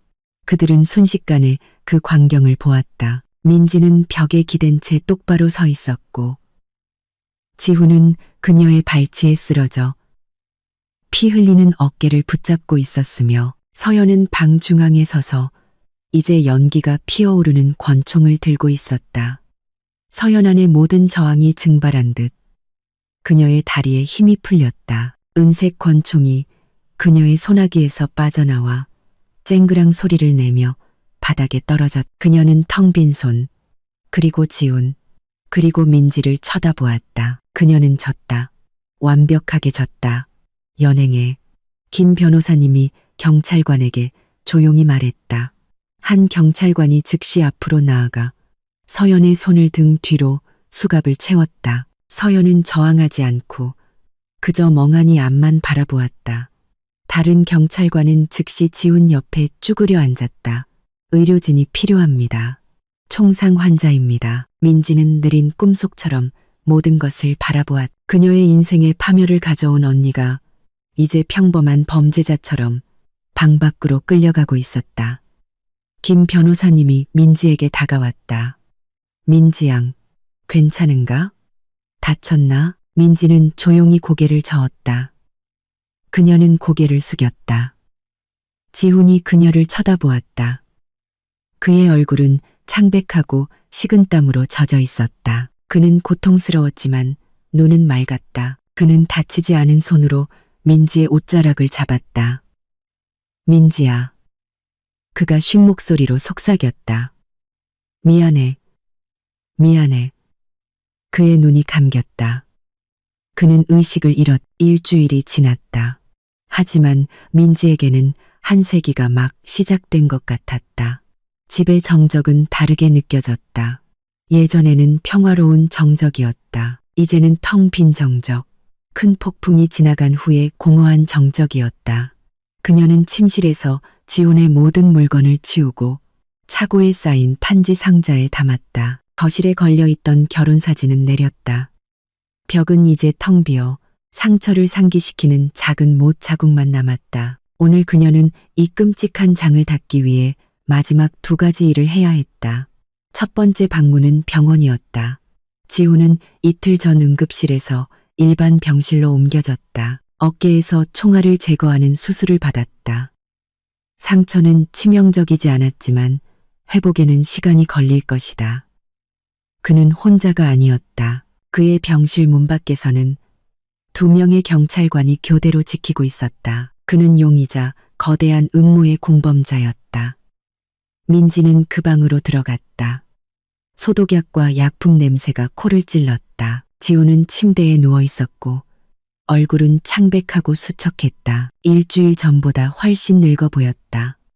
붕대를 감지하는 팔에는 수액이 천천히 떨어지고 있었다. 그가 민지가 들어오는 것을 보았을 때 그의 흐릿한 눈이 즉시 커졌고 부끄러움, 두려움, 그리고 애처로운 희망의 빛이 뒤섞여 있었다. 민지야. 그의 목소리는 쉰 소리였다. 그는 앉으려고 했지만 고통의 얼굴을 찡그렸다. 민지는 문 근처에 서 있었다. 다가가지 않았다. 그녀는 지훈을 그 남자가 해석할 수 없는 시선으로 바라보았다. 미움도 사랑도 동정도 아니었다. 그것은 텅 빈 시선이었다. 마치 낯선 사람을 보는 것 같았다. 몸은 어때? 민지가 물었다. 목소리는 평탄했다. 나아졌어. 지훈이 초조하게 대답했다. 의사 선생님이 상처는 나을 거라고 했어. 민지야, 그만. 민지가 조용히 말을 잘랐다. 그 말을 들으러 온 게 아니야. 하지만 말해야 해. 지훈이 간청했다. 그의 눈에 눈물이 고이기 시작했다. 미안해, 민지. 정말, 정말 미안해. 지금은 아무 의미 없다는 거 알지만 그래도 말해야 해. 민지는 침묵하며 그에게 기회를 주었다. 나는 눈이 멀었었어. 민지. 지훈이 말을 이었다. 목소리가 갈라졌다. 탐욕과 서연이에게 눈이 멀었어. 그는 모든 것을 털어놓았다. 아버지가 돌아가신 지 한 달 후 서연이 어떻게 그에게 접근했는지, 서연이 어떻게 그를 선동하고 매일 그의 마음을 독으로 물들였는지. 옅돈이 서연은 민지의 아버지가 결코 그를 좋아하지 않았으며 민지의 성공에 기생하는 기생충으로 여겼다고 말했다. 서연은 계속해서 승승장구하는 민지가 결국 중견 관리자에 불과한 그를 떠날 것이라고 확신시켰다. 그 여자는 내 약점을 알았어. 지훈이 흐느꼈. 나는 항상 내 옆에서 작아지는 기분이었어. 넌 너무 성공했고 너무 똑똑했어. 모두가 널 존경했지. 반면에 나는 그냥 지훈이었어. 서연은 내가 도와주면 우리가 회사를 가질 거라고 약속했어. 내가 리더가 될 수 있다고, 너에게 어울리는 사람이 될 수 있다고. 민지는 표정 없이 그 고백을 들었다. 그래서 이게 본질이었다. 열등감, 상처받은 자존심. 그래서 내 감정에 대해 나와 이야기하는 대신 나를 배신하고 나를 제거할 계획을 세우는 걸 선택했구나. 민지가 차갑게 물었다. 그 질문은 지훈을 뺨처럼 때렸다. 아니, 그런 게 아니야. 정확히 그런 거야, 지훈. 민지가 말했다. 넌 내 자신의 탐욕에 눈이 멀었어. 서연은 단지 불을 지폈을 뿐이야. 네가 그 불이 우리 집을 태우도록 내버려 둔 거야. 하지만 마지막에 은행에서 지훈이 절망적으로 말했다. 내가 널 구했어, 민지. 내가 뛰어들었잖아. 그 여자가 널 속에 두지 않았어. 그건 진짜였어. 너에 대한 내 감정. 적어도 그 남은 부분은 그건 진짜였어. 민지는 천천히 고개를 끄덕였다. 알아.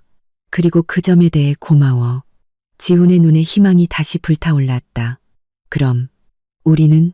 민지는 앞으로 나아갔. 그를 껴안기 위해서가 아니었다. 그녀는 지훈의 침대 옆 탁자 위에 얇은 서류 봉투를 놓았다. 내 변호사가 이걸 전달할 예정이었지만 민지가 말했다. 내가 직접 주고 싶었어. 지훈은 서류 봉투의 제목을 보았다. 이혼 소송장. 그의 눈에 있던 희망은 즉시 꺼지고 순수한 절망으로 대체되었다. 민지야, 안 돼. 제발 두 번째 기회를 줘. 이런 배신에는 두 번째 기회는 없어, 지훈. 민지가 단호하게 말했다. 그날 은행에서 네가 한 일, 그건 우리 결혼을 구한 게 아니야. 넌 단지 내 목숨을 구했을 뿐이야. 그리고 그 점에 대해선 고마워. 경찰에 내 증언을 했어. 네가 마지막 순간에 나를 보호했다고 말했어. 그게 네 형량을 줄여줄 거야. 눈물이 병원 이불 위로 떨어졌다. 하지만 우리는 끝났어. 민지가 말을 이었다. 너의 배신은 진짜였어. 마지막 순간에 너의 속죄도 진짜였지. 하지만 그 속죄가 배신을 지우지는 못해. 잘 가. 지훈. 민지는 돌아서서 방을 나갔다. 뒤돌아보지 않았다. 등 뒤에서 지훈의 억눌린 울음소리가 들렸을 때조차도. 두 번째 목적지는 경찰서였다. 김 변호사님이 로비에서 그녀를 기다리고 있었다. 어떻게 됐나? 민지 양? 김 변호사님이 부드럽게 물었다. 끝났어요, 변호사님. 민지가 대답했다. 좋아. 이제 하나만 더 남았네. 김 변호사님이 복도를 가리켰다. 지금 다시 신문 중이야. 민지는 멀리서도 들을 수 있었다. 날카로운 비명소리. 서연의 목소리였다. 증거 없어. 이건 다 함정이야. 내 동생이 날 함정에 빠뜨렸다고. 날 풀어줘. 민지는 잠시 눈을 감았다. 자백을 안 하는군요, 변호사님. 오, 자백했네. 김 변호사님이 말했. 경찰이 자네 아버지가 금고에 보관했던 5년 전 횡령 감사 증거를 보여주자마자 바로 무너졌지. 아버지가 그걸 보관하고 계셨을 줄은 몰랐던 거야. 안전하다고 생각했던 거지. 그녀는 살인미수, 불법 무기 소지, 문서 위조, 절도 공모, 그리고 가장 무거운 오래된 회사 횡령 사건까지 여러 혐의로 기소되었네. 아주 오랫동안 자유인으로서 태양을 보지 못할 걸세. 카르마는 실제하고 철저하게 찾아왔지. 가세, 민지양, 김 변호사님이 말했다. 마지막 서류에 서명해야지. 자네 아버지의 진짜 유언장이 효력을 발생해야 하니까. 민지가 김 변호사님을 따라 걸어갈 때 그녀는 여전히 신문실에서 들려오는 서연의 히스테릭한 비명을 들을 수 있었다. 그 소리는 그녀가 들어본 가장 만족스러운 음악이었다. 6개월 후 아버지 회사의 20층 메인 회의실은 시원했다. 아침 햇살이 거대한 유리창을 통해 들어와 방 중앙의 긴 마호가니 테이블을 비추었다. 테이블 끝 예전에 아버지의 자리였던 의자에 민지가 앉아 있었다. 짙은 파란색 스카프가 단정하게 매여 있었다. 그녀는 어울리는 블레이저를 입고 주위에 앉은 15명의 부서장들을 날카롭게 응시했다. 그녀는 자신의 리더십하에 첫 분기 평가 회의를 주재하고 있었다. 우리 판매 데이터는 12% 상승했습니다. 민지가 말했다. 그녀의 목소리는 명확하고 위험 있었으며 앞에 작은 마이크를 통해 방 안에 울려 퍼졌다. 이것은 좋은 성과지만 동부 지역 시장 침투율은 여전히 약합니다. 변명은 필요 없습니다. 해결책을 원합니다. 마케팅 부서. 금요일까지 새로운 전략을 발표할 시간을 드리겠습니다. 마케팅 부서장이 긴장하며 고개를 끄덕였다. 네, 박 대표님. 더 이상 누구도 그녀를 얕보지 않았다. 더 이상 누구도 그녀를 순진한 사장의 딸로 보지 않았다. 김 변호사님이 낭독한 진짜 유언장에 따라 합법적인 권리인 CEO 자리를 맡은 지 6개월 만에 민지는 대대적인 숙청을 단행했다. 예전에 서연에게 충성했거나 성의 없이 일했던 사람들은 모두 그녀가 내보냈다. 그녀는 하루 20시간 일하며 모든 사업 라인, 재무제표의 모든 숫자를 공부했다. 그녀는 회사를 물려받았을 뿐만 아니라 그것을 이끌 자격이 있음을 증명했다. 회의가 끝나고 방이 비었을 때 민지는 바로 자리를 뜨지 않았다. 그녀는 의자에서 일어나 유리창으로 걸어갔다. 20층에서 서울이 그녀 아래에 펼쳐져 있었다. 바쁘고 시끄럽고 투쟁으로 가득했다. 지난 6개월간의 그녀의 삶과 똑같았다. 그녀는 지난주에 읽었던 뉴스를 떠올렸다. 법원은 마침내 판결을 내렸다. 서연은 징역 30년을 선고받았다. 모든 범죄에 대한 병합 형량이었다. 횡령 자금으로 구입한 그녀의 모든 개인 자산은 손실을 배상하기 위해 국가에 몰수되었다. 그녀는 모든 것을 잃었다. 명성, 자유, 부를. 카르마는 완전히 청산되었다. 그리고 지훈이 있었다. 김 변호사님의 예상대로 민지의 증언이 그에게 큰 도움이 되었다. 그는 조종당한 공범으로 입증되었고 마지막에 영웅적인 행동이 큰 고려사항이 되었다. 그는 징역 2년을 선고받고 구금기간이 감형되었다. 소식에 따르면 그는 모범수로 지난달에 이미 석방되었다고 한다. 민지는 그가 어디에 있는지 몰랐고 신경 쓰지 않았다. 김 변호사님은 민지가 해외 출장 중일 때 지훈이 차고에서 자신의 물건들을 가져갔다고 알려주었다. 그는 흔적도 없이 떠나 다른 도시에서 평범한 사람으로 새로운 삶을 시작했다. 그의 속죄는 침묵 속에서 이루어졌다. 민지는 식어가는 찻잔을 들었다. 그녀는 유산으로 한 가지 일을 더했다. 진짜 유언장에 쓰인 아버지의 유언에 따라 그녀는 아버지 나눔 재단을 설립했다. 어려운 아이들을 위한 교육 장학금에 중점을 둔 자선 재단이었다. 아버지의 유산은 이제 회사를 성장시킬 뿐만 아니라 희망도 키우고 있었다. 그녀는 블레이저 주머니에서 휴대폰을 꺼냈다. 사진 갤러리를 열었다. 손가락으로 회의 사진과 그래프를 지나 오래된 사진을 찾을 때까지 아래로 스크롤했다. 6개월 전의 사진. 공항에서 집으로 가는 택시 안에서 찍은 셀카 사진이었다. 그 사진에서 그녀의 눈은 피곤했지만 반짝였다. 얼굴은 순수하고 순진했으며 남편을 만날 기대감으로 가득 차 있었다. 1시간 후에 자신의 세계가 무너질 줄 모르는 여자의 얼굴. 남편이 멍청하다고 생각했던 여자의 얼굴.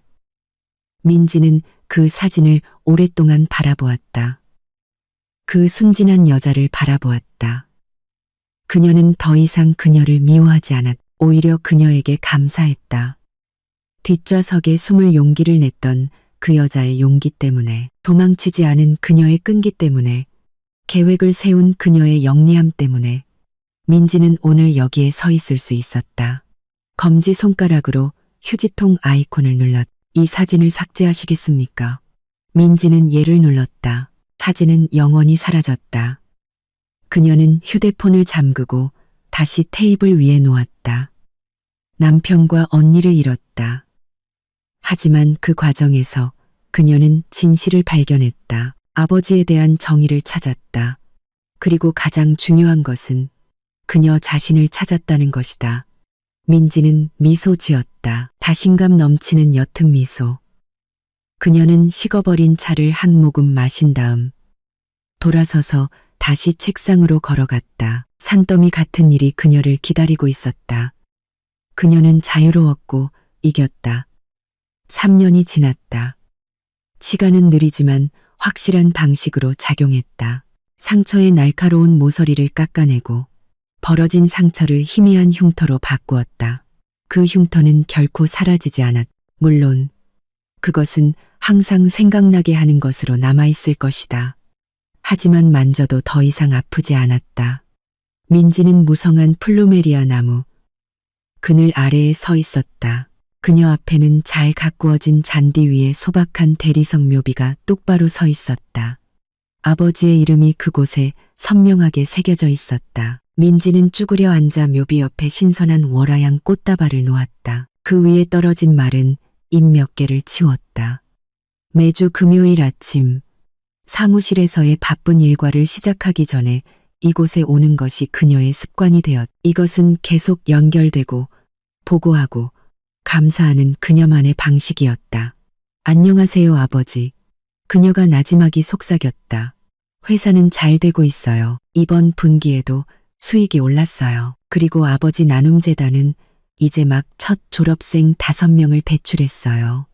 그중 1명은 아버지가 예전에 보육원에서 만났던 그 어린 소녀예요. 지금은 의과대학에 합격했어요. 민지는 옅게 미소 지었다. 마음속에서 따뜻한 자부심을 느낄 수 있었다. 아버지의 회사를 경영하는 것은 도전이었지만 재단을 운영하는 것은 그녀의 소명이었다. 그것은 돈으로 평가할 수 없는 유산의 일부였다. 그것은 아버지의 선한 마음의 유산이었다. 민지양, 준비됐나? 부드러운 목소리가 뒤에서 들려왔다. 민지는 돌아보았다. 김 변호사님이 차 옆에 서서 참을성 있게 미소 짓고 있었다. 노 신사는 이제 회사의 선임 고문이자 재단의 감사위원장이 되었다. 그는 은퇴를 거부했다. 자네가 진정으로 행복해지는 것을 보기 전까지는 쉬지 않을 걸세라고 말했다. 김 변호사님은 그녀에게 제2의 아버지가 되었다. 가장 힘든 순간에 버팀목이 되어 주었다. 네, 변호사님. 민지가 일어서며 말했다. 그녀는 묘비를 다시 한번 쓰다듬었다. 다음 주에 뵐게요, 아버지. 그녀는 김 변호사님에게 다가갔다. 노 신사가 그녀를 위해 차문을 열어주었다. 오늘 아침에 자네에게 편지가 왔네. 김 변호사님이 차가 출발하자 말했다. 교도소에서 스카프를 정리하던 민지의 손이 잠시 멈췄다. 서연 언니요. 김 변호사님이 고개를 끄덕였다. 아프다더군. 폐암 말기래. 교도소 병원으로 이송됐다고 하네. 편지는 자네를 만나고 싶다는 공식적인 요청서였어. 아마 마지막으로 민지는 침묵했다. 3년 동안 그 이름을 소리내어 들어본 적이 없었다. 30년형이 선고된 후 서연은 마치 지구상에서 사라진 것 같았다. 민지는 그녀를 한 번도 찾아가지 않았다. 분노와 비난으로 가득 찬 초기 편지들에 답장하지 않았다. 그녀는 자신의 삶을 재건하는 데 바빴고 그 독을 위한 공간은 더 이상 없었다. 제가 가야 할까요, 변호사님? 민지가 물었다. 목소리는 평탄했다. 김 변호사님이 그녀를 바라보았다. 그건 내가 대신 대답해 줄 수 없네. 민지 양, 하지만 때로는 우리가 다른 사람을 위해서가 아니라 책을 덮는 법이지. 우리 자신을 위해서. 그래야 새 책을 펼 수 있으니까. 이틀 후 민지는 교도소 병원의 특별병동 한방 앞에 서 있었다. 소독약과 질병의 냄새가 하나로 섞여 있었다. 숨이 막혔다. 한 여성 교도관이 문을 열어주었다. 10분입니다. 그녀가 단호하게 말했다. 민지는 안으로 들어갔다. 방은 작고 어두웠다. 하얀 철제 침대 위에는 그녀가 알아볼 수 없는 형상이 누워 있었다. 그 형상은 뼈만 앙상하게 남았고 한때 칠흑 같았던 머리카락은 이제 빠져 희끗희끗한 몇 가닥만 남아 있었다. 피부는 칙칙하고 주름져 있었다. 앙상한 팔에는 수액이 떨어지고 있었다. 오직 눈만이. 그 눈은 여전히 같았다. 날카롭고 이제는 두려움으로 가득 차 있었다. 서연이었다. 서연이 그녀를 보자 눈이 커졌다. 일어나려 했지만 고통스러운 마른 기침만 나왔다. 민지. 그녀의 목소리는 구겨진 종이 같았다. 민지는 문 근처에 조용히 서 있었다. 어떤 감정을 느껴야 할지 몰랐다. 미움도 분노도 없었다. 이상하게도 동정심도 없었다. 오직 공허함뿐이었다. 왔구나. 서연이 숨을 헐떡이며 다시 말했다. 왔어요. 민지가 짧게 대답했다. 서연이 웃었다. 그 웃음은 더 심한 기침으로 변했다. 내가 죽는 걸 보러 왔구나. 그렇지? 만족해? 네가 모든 걸 가졌잖아. 회사, 집. 네가 이겼어. 전 이걸 게임이라고 생각한 적 없어요, 언니. 민지가 말했다. 거짓말. 서연이 약하게 쏘아붙였다.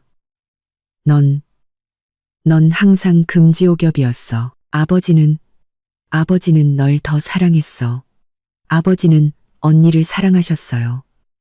민지가 말을 잘랐다. 아버지는 언니가 어머니와 함께 저지른 범죄로부터 언니를 보호하셨어. 아버지께서 언니의 수치를 덮어주셨지만 언니는 내 유산을 훔치고 날 죽이려 함으로써 보답했지. 그건 언니의 선택이었어. 운명이 아니라. 그 진실이 서연을 강타했다. 그녀는 침묵했다. 움푹 들어간 눈에 눈물이 고이기 시작했다. 후회의 눈물이 아니었다. 민지는 알았다. 그것은 패배의 눈물이었다. 잡혔다는 것에 대한 분노의 눈물이었다. 난 여기서 죽을 거야. 그녀가 속삭였다. 혼자 썩어가겠지. 민지는 그녀를 오랫동안 바라보았다. 언니를 위해 기도할게요. 민지가 조용히 말했다. 하느님께서 언니의 죄를 용서해 주시길 기도할게요. 하지만 전 언니를 용서할 수 없어요. 민지야, 제발. 서연이 앙상한 손을 내밀었다. 도와줘. 날 사립병원으로 옮겨줘. 여기서 죽고 싶지 않아. 민지는 조용히 고개를 저었다. 안 돼요. 언니가 한 일에 대한 대가를 치러야 해요. 안녕히 계세요, 언니. 민지는 돌아섰다. 민지야, 날 버리지 마. 민지, 후회하게 될 거야. 비명이 등 뒤에서 들려왔다. 민지는 돌아보지 않고 계속해서 걸어나갔다. 교도관을 지나 길고 어두운 복도를 따라 교도소 문을 나서 따뜻한 햇살을 얼굴에 느꼈을 때 그녀는 깊게 숨을 들이마셨다. 책은 덮였다. 그 만남 후 6개월. 민지는 출장 중이었다. 회사를 위해서가 아니라 재단을 위해서였다. 그들은 동해안의 작은 어촌 마을에 무료 학교를 짓기 위한 부지를 검토하고 있었다. 여정은 피곤했다. 뜨거운 한낮에 그녀는 운전사에게 동해안 국도의 한 소박한 휴게소 식당에 멈춰달라고 부탁했다. 그곳은 트럭 운전사들과 여행객들로 붐볐. 민지는 따뜻한 차를 주문하고 구석에 앉아 제안서를 확인하기 위해 노트북을 열었다. 실례합니다, 손님. 더 필요하신 거 있으세요? 민지는 대답하기 위해 고개를 들었고 그녀의 세상은 멈췄다. 그녀 앞에 있는 남자는 빛바랜 파란색 종업원 유니폼을 입고 쟁반과 더러운 행주를 들고 있었다. 그는 더 말랐고 피부는 햇볕에 검게 탔다. 한때 항상 단정하게 손질했던 머리는 이제 아무렇게나 짧게 깎여 있었다. 민지가 알아보지 못하는 눈썹 위에는 얇은 흉터 자국이 있었다. 하지만 그의 눈, 그녀는 결코 그 눈을 잊을 수 없었다. 지훈이었다. 지훈도 얼어붙었다. 손에 든 쟁반이 떨렸다. 검게 탄 피부 아래로 얼굴이 창백해졌다. 그는 마치 유령을 본 것처럼 민지를 쳐다보았다. 그는 민지의 스카프, 그녀가 입고 있는 단정한 블레이저, 그녀 앞에 비싼 노트북을 보았다. 그는 한때 그의 아내였던 성공한 여성을 보았다. 그리고 창문 반사에 비친 자기 자신을 보았다. 휴게소 식당의 종업원 지훈의 숨이 멎었. 엄청난 수치심이 그를 덮쳤다. 그는 민지의 이름조차 부를 수 없었다. 그는 열등감 때문에 이 여자를 제거할 계획을 세웠던 남자였다. 이제 운명은 그를 정말로 비천하게 만들었다. 그는 자신이 만든 속죄 속에서 살고 있었다. 지훈 씨, 민지가 자신에게 묻는 듯이 속삭였다. 지훈은 움찔했. 그는 대답하지 않았다. 뻣뻣하게 몸을 돌려 부엌으로 빠르게 걸어갔다. 거의 쟁반을 떨어뜨릴 뻔했다. 민지는 힘없이 주저앉았다. 그래서 그가 여기에 있었구나. 감옥에서 나온 후 그는 여기로 사라져 0점에서 새로운 삶을 시작하고 아무도 모르는 사람이 되었다. 가장 조용하고 가장 공정한 형태의 카르마가 그를 찾아냈다.